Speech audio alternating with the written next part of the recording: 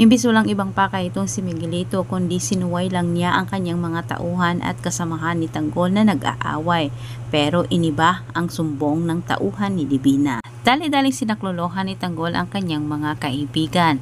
Pero walang binatbat itong si Miguelito nang binaliktad ni Tanggol ang armas sa pagtutok nito. At nang napakilala naman itong si Tanggol na siya ang humahabol nila Miguelito, natamimi itong si Miguelito at halos ang lahat sabay sa pagpakilala ni Ramon kay Tanggol na ito ang kanyang tagapagmana. Imbis kampihan sana nila Roberto itong si Miguelito pero bumaliktad, pumanig siya kay Tanggol at sinuway ang kanyang anak.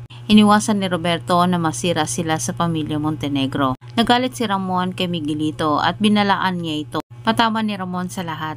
Alam umano ni Roberto kung paano umano siya magalit, kaya't iyan umano ang dapat tandaan ni Miguelito. Samantala sa kabilang banda, sobrang nagpapanik naman itong si Rigor at David dahil pareho nilang alam na wala silang laban dito kay Ramon at Tanggol.